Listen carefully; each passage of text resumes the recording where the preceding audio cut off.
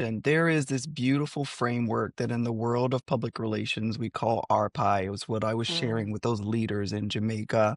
It's research, planning, implementation, and evaluation.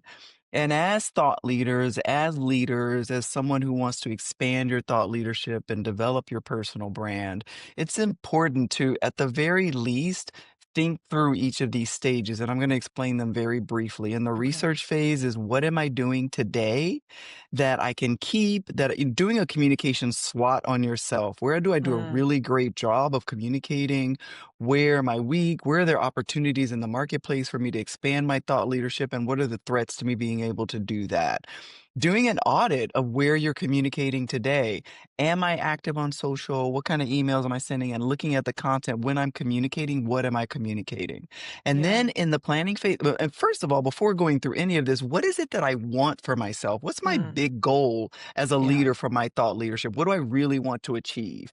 In the planning phase, thinking through what do I want? Where do I want this communication these communications activities that I'm going to engage in, where do I want them to take me a year from now? So what's the big goal? And then Yeah. who are the people that I want to speak to? So who are the key stakeholders? Who are the audiences that I most need to reach? And what are the messages based on what my secret sauce is, based on what I'm passionate about talking about? What are the messages that I want to direct to those audiences in the channels where they live, work, and play? Because the burnout happens when we're trying to do all the things. And I like Yeah. to say, we don't all need to be on TikTok. Where are the Yeah. people that you're trying to reach, right? Where are your key audiences? And so getting very structured and strategic about where the communication should happen is Mhm, key. mhm. In the implementation phase, what is it that I can do most effectively and when am I going to do it? So in the implementation phase, we're thinking through who's going to do what, when, and with what budget. So who do I need to support me? Are there partners I can use? Are there folks who are communicating about things that are aligned with what I'm communicating that I can tag or that I can comment on?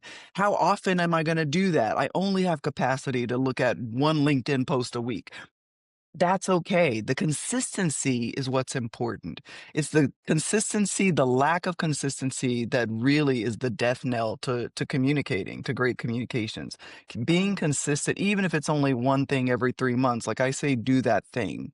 And then in the evaluation phase, how will I know I've been successful? What are going to be my metrics of success? And those don't have to be monetary. Those don't have to be a new job. Those could be people are talking to me more on my comments. Some people are coming up to me more and saying, hey, I love that thing you wrote about. And so having a framework and a process for your communications activities, I think is the best way to prevent burnout, to keep yourself focused and structured and strategic. That